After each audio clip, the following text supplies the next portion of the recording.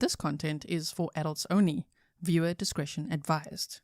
If you haven't yet, hit the subscribe, like, and share.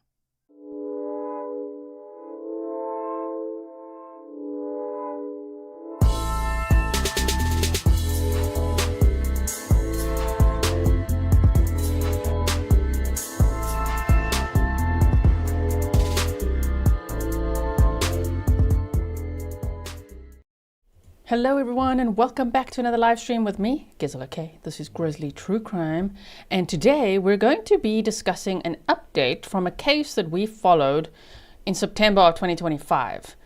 I am not going to say the little girl's name because she survived this horrific trauma and she's a minor, 6 years old. So I'm going to refer to her as RL, her initials, okay?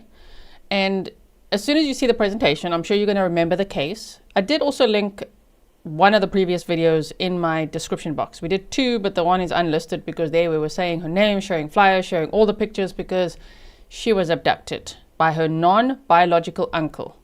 And in that second video, I was very cautious, of course, everyone who's arrested is innocent until proven guilty, or unless proven guilty in a court of law. But I was a little cautious about the dude because the little girl's family was like, no, they're so close, they're just friends, and they just went camping, and maybe the little girl went to go look for her uncle in the woods, and I'm like, let's just wait for more information. Well, now we have more information, which means I'm about to unleash the snark. Oh, I see what you did back there, sir. Anyway, based on the charges. So we're going to look at new documents. I'll give you a recap so that we're all on the same page. Do not worry if you haven't seen this case before, okay? Please like and share so others can also learn about this update, and of course also so more people can join our community. Okay, so happy Friday to you. It is January 16th of 2026 already. Oh my goodness. Please know, if you are a YouTube member, we are going to have a members only live stream right after this, so you'll be redirected there. I'll also put the link in the chat in the outro, so I'll find you over there, okay? And that one is a bring your own snark party. Okay, you can snark a lot. Now let me just quickly give you the recap before we look at the latest document, okay? No, that's the map. That's not time for map time yet. Listen here. Okay. Now on September 11th of 2025, which that's what I forgot to do. Before this live stream, I'm like, wait, I must check this. And I didn't actually check what day of the week that was. I did want to know. Okay, hold on. September 11th of 2025 was a Thursday. Okay. 6-year-old RL, I've redacted her beautiful little face as well. Okay. 6-year-old RL arrived home from school around 3:30 p.m. at her grandmother's home in the village of Almond, a small community in central Wisconsin.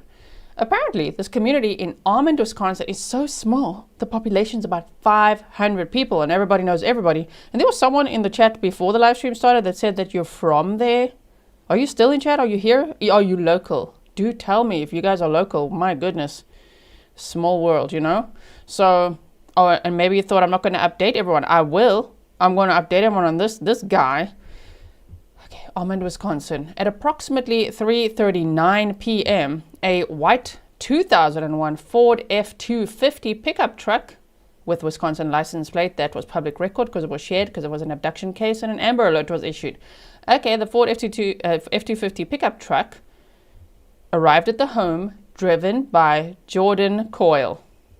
The vehicle was located on Saturday, September 13th of 2025, and RL was found at approximately 4:47 p.m., and then the suspect was found. Now, that means that this little girl spent 2 days, the 11th and the 12th, actually the 11th in the evening, and the 12th, the whole day and evening, and the 13th, the morning and afternoon, with this guy in the woods. Now, RL was abducted by her non-biological uncle, 34-year-old registered S offender, Jordan A. Coyle. Because he's a registered S offender, he had conditions not to live with children. Obviously. Authorities had a warrant for his arrest before the Amber Alert situation unfolded. So they were already looking for this guy because they heard in the small community, wait a minute, somebody saw something and said something and said, there are children living there. And that guy is a registered SO. So already on September 9th, they'd been to his house. And apparently he had an ankle monitor. And apparently cut that off and ran. He fled for a little bit, came back, and abducted this little girl. Now, when I say non-biological uncle, I've drawn myself a little map on my page here. So there's the little girl. There's her mother, okay? And so it's her mother's sister's ex-boyfriend. That's who this guy apparently is. So apparently her aunt used to date this guy. Now it was reported, as you just saw me say, that this guy abducted this little girl from her grandmother's residence. And we were like, why does the grandmother and the mother allow this guy to live with them? Now the reports say it's his, the documents are saying it's his residence. Oh my word. So it's like the grandmother and the mother were living with him. And there were 3 children on the property, including the 6-year-old girl. Okay, more on that coming up.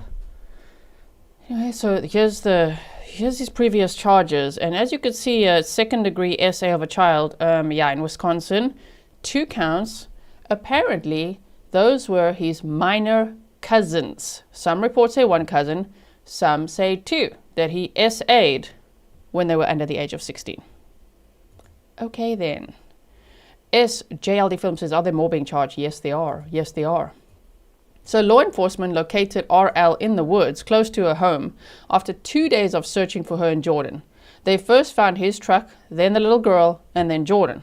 They saw clothing, food, and other items that indicated that people were living out of the vehicle. I think they saw that from drone footage. Now at this point, let me quickly just show you the map, okay?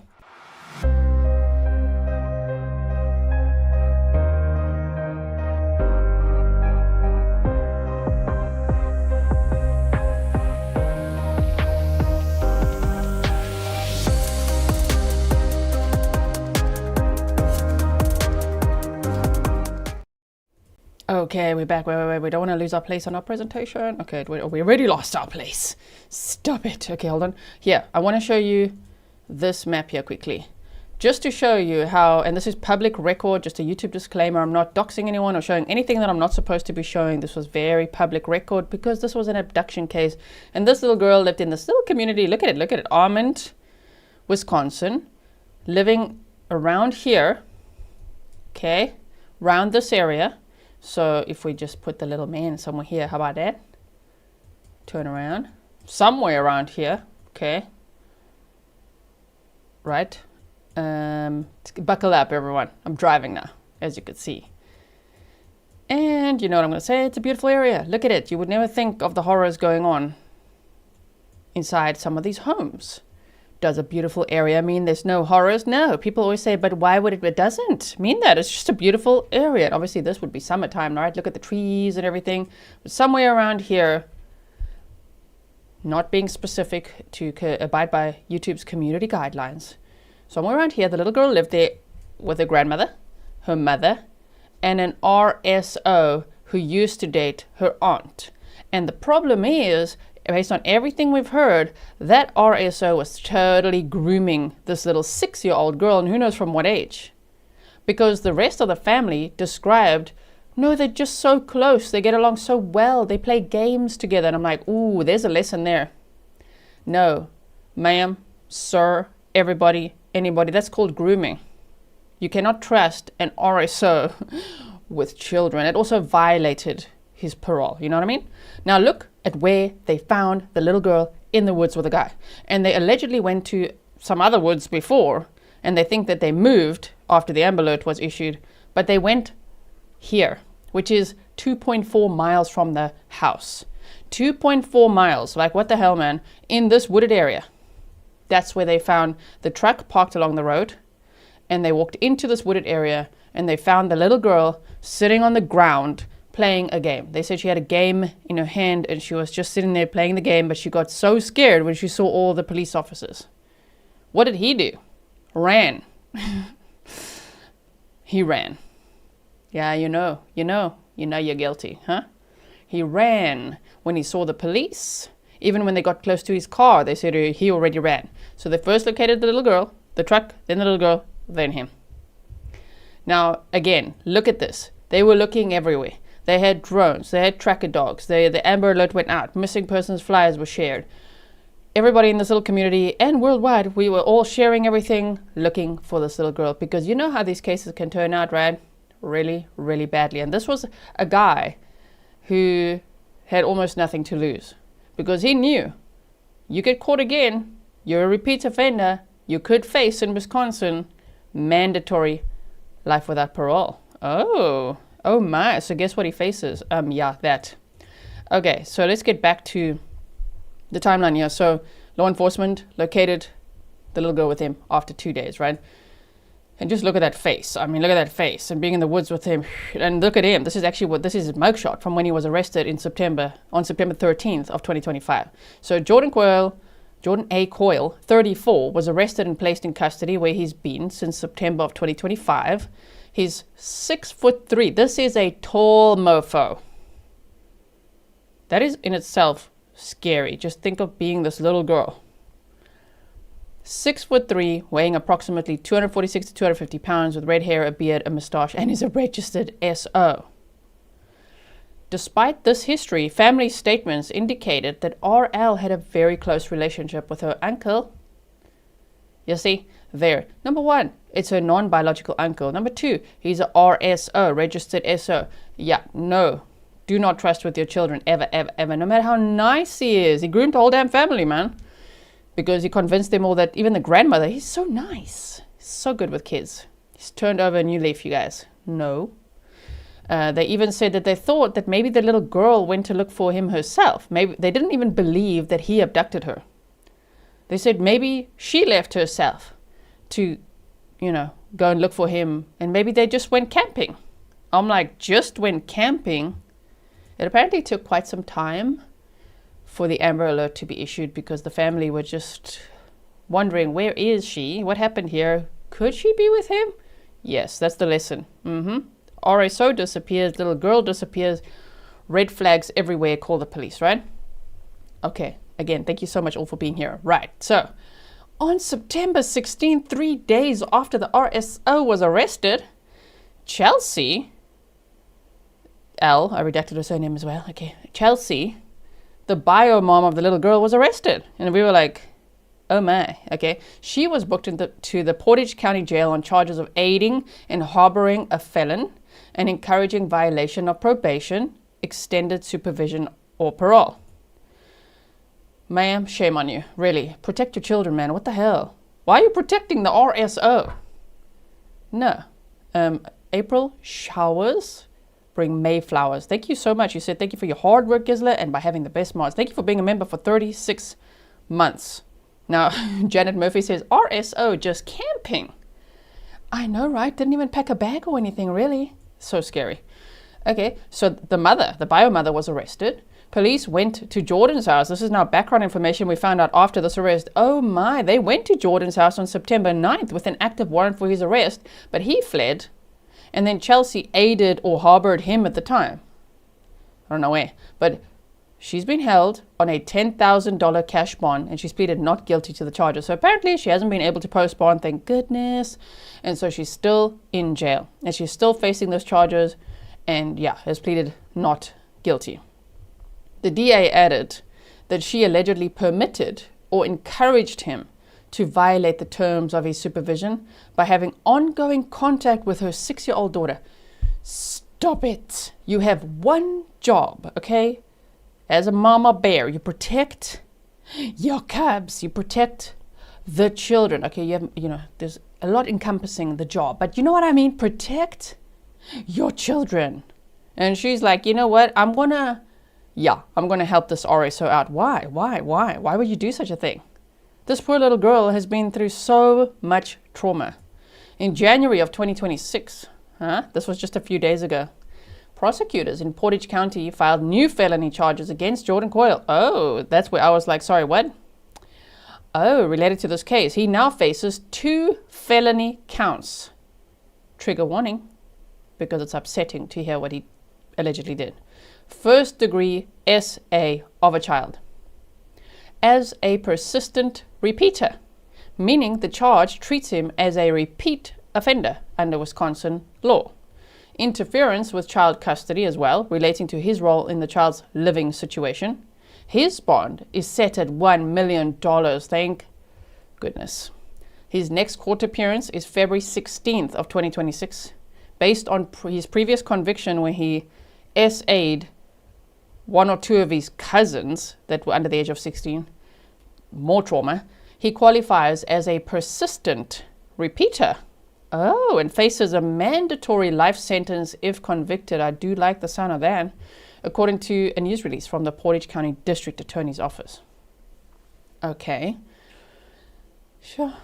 So, in a bond hearing on Monday, this was just a few days ago, I think it was the 12th or so, anyway, bond hearing, the judge set bond at $1 million cash. There is his horrifying face.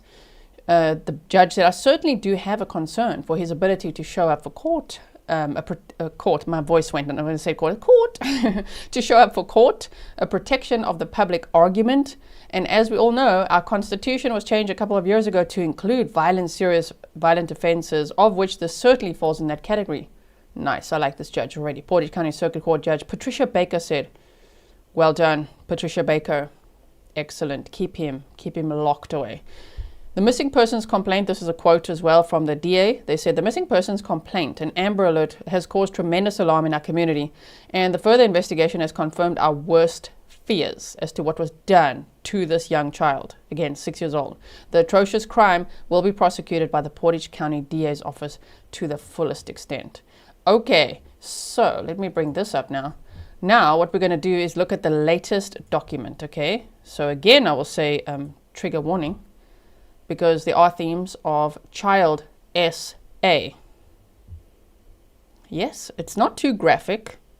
Okay, they just talk about DNA tests and things, but this is what we all feared would be the worst outcome. You know, there was actually, well, we know the patterns. We know he's an RSO. It was like, okay, well, the family trusts him somehow. Like maybe they just, I don't know what he was thinking, but hopefully nothing happened to her. Unfortunately, no. Unfortunately, he did SA her, according to DNA evidence that they have, okay? So, thank you so much to Grizzly Cat for obtaining this document for us. I really appreciate it. Let me just quickly, damn it, man. I just want to find this little link, so in case you want to thank Grizzly Cat as well. There we go.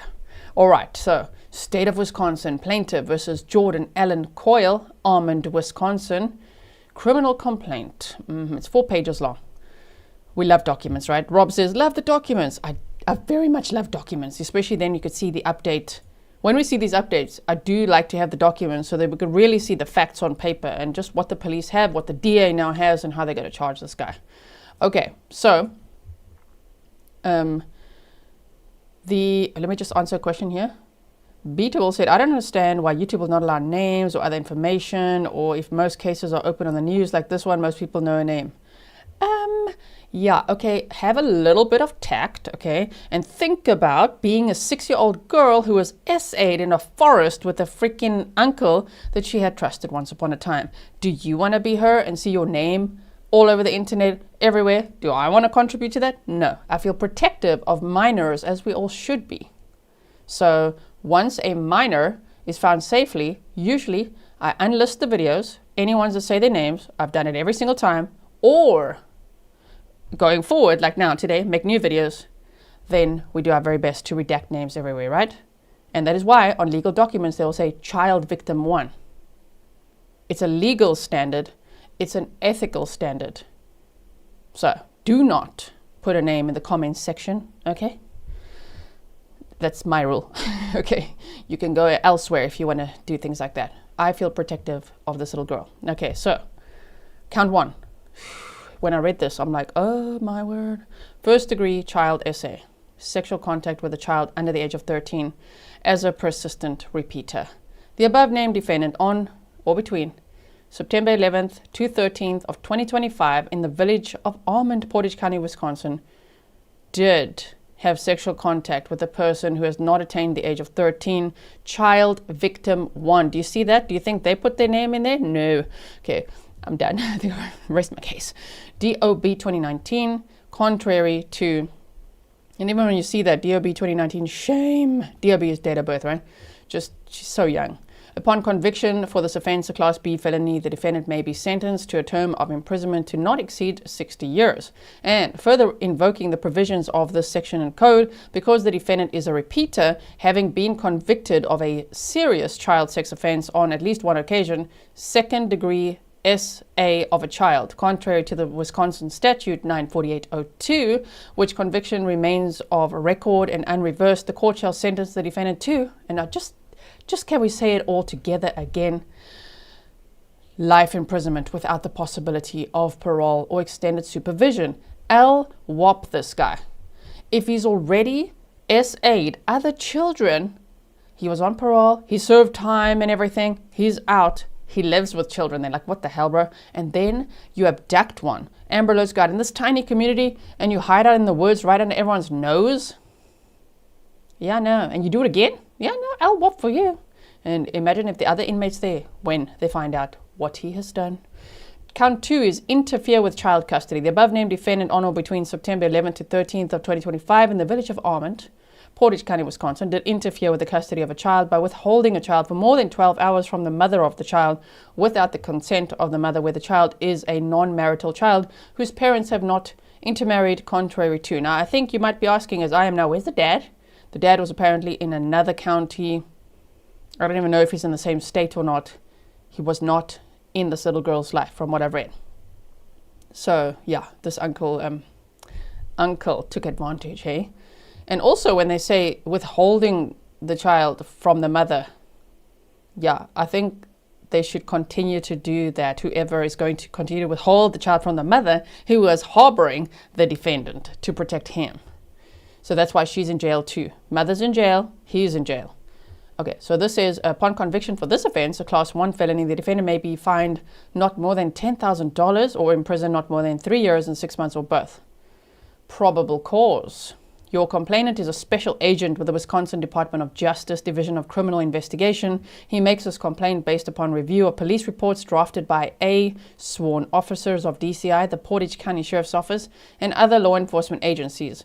Your complainant believes these reports can be relied upon as a basis for probable cause for the charged offences, as the said officers investigated these matters and prepared their report in the ordinary course of duty. Your complainant has found the said officer to be truthful and accurate and everything else to write up this PCA. It says your complainant knows the following. On September 11th of 2025, law enforcement responded to a missing persons report at, redacted in the village of Almond, Portage County, Wisconsin. The caller said that her 6-year-old granddaughter, so the mother didn't call, the grandmother called, okay? Child victim 1 had left the residence that day on foot. No, that's not true. They apparently saw that Ford F-250 there quickly arrive and leave. But okay, had left on foot and that her whereabouts were unknown. If you go and rewatch the press conference of the one video that I still have up, yeah, they're the police officer, and there at that point I was just using her first name, not RL. Now I'm saying RL because now it's all come out, right? Okay, but anyway, in that press conference, the sheriff said that we were trying to read between the lines of what is he saying. He's like, well, you know, when we issued the Amber Alert, it took a little time because the family members at that time had conflicting stories and they weren't too sure. Did she leave on foot? Did she run away? Did she leave in a vehicle? What are we looking for? And eventually they're like, ooh, a vehicle. Whose house is this? Ford F-250? And they look for that. And the FBI was also involved in this case, right? Anyway, so it says child victim 1 had left the residence on foot. Okay, the residence is owned and occupied by the above named defendant Jordan A. Coyle. That shocked me. Oh, he wasn't living with them. They were living with him. Child victim 1's uncle. Also residing at this residence was child victim 1's mom, grandma, and siblings. So apparently there's 2 other siblings. Prior to the missing persons complaint, law enforcement had been attempting to locate and arrest the defendant on a Wisconsin Department of Corrections warrant. The basis for the warrant was that the DOC was informed that the defendant had children living at his house. This was prohibited by the defendant's active rules of supervision. The police canvass of the area was unsuccessful in locating child victim 1. Police also did not locate the defendant in the area. Witness statements indicated that the defendant was actively hiding from police seeking to arrest. So think about it. They already knew that he's living with children and he fled on September 9th. And he didn't just flee and that's it. He came and did a little loop back to the house to get the little girl and then fled again. He fled twice. He just thought, oh well, now I've got nothing to lose. Let me go fetch that little girl. That is so sick, oh my word. Police also determined that it was likely the child victim 1 was with the defendant. Police issued an Amber Alert regarding child victim 1 and continued over the next several days to make substantial efforts to search the area and locate her. Police interviewed the child victim's mother. She stated throughout the course of time the child victim 1 was missing, that she did not know where she was, and she did not give anyone permission to withhold custody of her child. Child victim 1's father resides out of county and did not have placement of her at the time. Child victim 1 was withheld from her parents for nearly 48 hours. During the investigation, police learned that the defendant was most recently driving a white 2001 Ford F-250. During the neighborhood canvass, a witness said that you see something, you say something. A witness said that they witnessed a white truck pull into the driveway at County Road D on the east side of the residence at approximately 3:45 p.m. on September 11th of 2025, approximately 1 hour prior to the original call to dispatch. The vehicle was only on the property momentarily until leaving the residence rapidly. On September 13th of 2025, law enforcement officers located a white Ford F-250 bearing Wisconsin registration redacted, parked in the woods of the Almond school forest. He went to a school forest as well. How many times have you been there? Between the roads of CTHJ, 3rd Avenue, 4th Street, and 4th Avenue in the town of Almond, Portage County, Wisconsin. Police created a perimeter around the Almond school forest and used drones to conduct surveillance on the vehicle and surrounding area while tactical teams responded to the area. Police observed clothing, food, and other items that appeared to show that individuals were living out of the vehicle. Whew, I'm so glad this little girl was found alive, because at this point, so much could have gone wrong. Because he would be like, well, I really have nothing to lose now. You know, I'm so glad that she's alive, and I hope that she's okay. I have no idea where she is now. I don't know if she's with DCF, with family or not. I don't know. I just hope that she's protected and that she will be okay. This is very scary. So tactical teams stood in a line along CTHJ on the west side of the forest and began walking through the woods, attempting to locate the individuals. At approximately 4:46 p.m., law enforcement made contact with 2 concealed individuals who were positively identified as defendant and child victim 1. The defendant was arrested and taken into custody. Later in the day, on September 13th of 2025, child victim 1 was transported to the Marshfield Medical Center in western Wisconsin for an examination by sexual assault nurse examiner L. Folkers. As part of the examination, Nurse Folkers took evidentiary swabs from different locations on child victim 1's body for purposes of DNA comparison and analysis. These swabs were packaged and sealed and turned over to law enforcement, who later transported the sample to the Wisconsin State Crime Lab in Madison, Wisconsin. On September 13th of 2025, the defendant was also transported to the Marshfield Medical Center in western Wisconsin. Nurse Folkers conducted a SANE examination on the defendant, which included a buccal swabbing from the defendant's cheek to obtain cells for DNA analysis and comparison, as well as evidentiary swabbings from different locations on his body. These items of evidence were sealed and turned over to law enforcement and later transported to the Wisconsin State Crime Lab in Madison, Wisconsin. Okay, your complainant states that he has reviewed the confidential report of laboratory findings issued by the Wisconsin State Crime Lab in Madison, Wisconsin. This report was issued on January 9th of 2026. You see, today is January 16th, so it was just a week ago. A week ago, this information was finally, revealed, and contains the results of DNA comparison and analysis conducted by Analyst Hopkins. Analyst Hopkins is a qualified and trained DNA analyst as the Wisconsin State Crime Lab. I hope that this guy eventually pleads guilty. Please do not put the family through a trial and everything. You know, and no plea deals, okay? Oh my goodness. There wouldn't be a reason for them to offer him a plea deal, you know? And just lock him away and throw away the key. Your complainant states that analyst Hopkins reports that he generated comparison profiles for child victim 1 and the defendant from their respective buccal swabs. These known profiles can be compared to DNA profiles generated from evidentiary swabbings. From these comparisons, the analyst can provide a statistical conclusion on the source of the DNA on the swabbings. If you feel like a knot in your stomach, that's how I felt when I first read this document. Because I'm like, what is it? What did they find? What is it? Oh no, please not. Your complainant states that analyst Hopkins analyzed anal swabs and external genital swabs taken from child victim 1. Both swabs had male DNA on them. Oh no.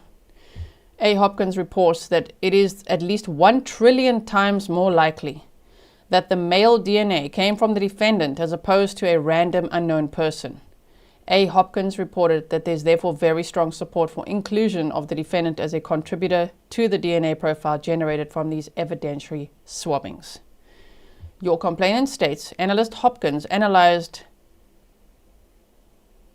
other swabs, pubis swabs and penis swabs taken from the defendant. Both swabs had a two-person DNA mixture. One contributor to this mixture is the defendant. A. Hopkins reports that it is at least 1 trillion times that the two-person mixture is made up of DNA from the defendant and from child victim 1, rather than from the DNA and a random unknown person. A. Hopkins reported that there is therefore very strong support for inclusion of child victim 1 as a contributor to the two-person DNA mixture profile generated from these evidentiary swabbings of the defendant's areas. Your complainant states that online Wisconsin Circuit Court records, which your complainant relies upon in the ordinary course of duty and finds to be accurate and reliable, show Washara County case number. Is it Washara? Washara. We know Waukesha. Okay, Washara County case number, entitled State of Wisconsin versus Jordan Allen Coyle, in which the defendant was convicted of 2 counts of second-degree essay of a child, a Class C felony, Wisconsin statutes, which remain of record and unreversed. This is a serious child SO or S offense, as that term is defined in the Wisconsin statute like that, with this number that I highlighted. Your complainant states that the facts in this criminal complaint are presented for purposes of establishing probable cause and does not constitute all facts known to law enforcement, and prays that the defendant will be dealt with according to the law. He better be. Now, the thing is, do you remember the case now? If you forgot at the beginning and you had followed it with me, do you remember it now? Does it ring a bell a little bit? Again, I've redacted the little girl's face, but do you remember at the time when it was the Amber Alert and they were looking everywhere for her? They said that she had recently started dressing more in boys' clothes and trying to look more like a boy. It makes sense also now based on all the trauma that she was likely enduring. This probably wasn't the first time. Very unlikely that this was the first time, right? But this is so scary to think of this little girl, 6 years old, being in the woods with this maniac and his depraved desires. Shame! And when they found her there in the woods, she was just sitting on the ground playing with a game. And they said she was last seen wearing like a dress though, right? So they said she'd recently started wearing long flowing dresses and things again. So we're like, okay. So the reason we shared that was because everybody was on the lookout for her. Like she could be seen wearing this, or she could be seen maybe wearing something like this. And they said she had like little Lilo and Stitch shoes on and a flowery dress and all of that. And so that is how she was found in the woods. I mean, there's no like, it's horrifying, but there's no, you know what I mean? There's no bag, there's no toothbrush, toothpaste, basic needs, a bed. I don't even think there was a tent. You know, I think it was like they were in the woods. They just found food and clothing and some other items. It's like they were just in the woods and also in the vehicle. That is so, so scary, right? Okay, so that is the update that I have for you, which I definitely wanted to keep you posted on what went on here, because yeah, our gut instinct was unfortunately, for majority of us, spot on. I really hoped that this is not how it would have turned out, but he did, unfortunately, based on DNA evidence, they say it's highly likely that he essayed this little girl. JR says, what's his name and what state is this? It happened in Wisconsin, and his name is Jordan Coyle, and he is 34 years old, being held on a $1 million cash bond, next in court on February 16th of 2026. So we shall see what happens then, right? Pammy MC said at 6 years old, and she had the wherewithal to try and minimize herself. Oh, shame. Right? Okay. So thank you so much for following these cases with me. I mean, in this case, it was from missing person, missing child, Amber Alert, sharing flyers everywhere. Thank you to everyone who shared that as well. In the beginning of the case, and then reporting on, press conference, thank goodness she was found, and then this is now the latest update since then. It took quite some time, eh? It took September, October, November, December, Jan. It took 4 months to get to this update now, but thank goodness we now know what happened, and hopefully there's lessons learned from this, because there's a lesson in many of these cases, and it's do not trust RSOs. It just is like that. For the mom and grandma to be like, but it's fine, right? They were close, right? No, that's grooming. He was definitely grooming her, right? License to Deal said, this case is not ringing a bell. I did just log on though. I need to watch on replay. Well, thank you for the sticker, just to say that. I really, really appreciate your support. What we're going to do now is we are going to redirect ourselves, teleport. Unless you don't have your autoplay toggled on, then you must click the link in the chat, right? We're now going to have a YouTube members only live stream. You could bring your own snark, and I will see you over there. I want to show you a few little things and chat to you a little bit more, and I'll see you there. And for everybody watching now, thank you for watching. Please leave your comments below so that I can also respond to those and hear what your thoughts are as well. And I will definitely see you in the next one. I told you, you got plans this weekend, okay? I know we're busy watching a trial, and that resumes on Tuesday, January 20th. But in between, we've got lots of things to talk about. Baby Kisses said thank you for the update. Thank you so much for your sticker. All right, everyone. Thanks, mods. Thanks, everyone. Have a lovely Friday. Unless you're already on Saturday, have a lovely weekend, and see you very, very soon. Stay safe.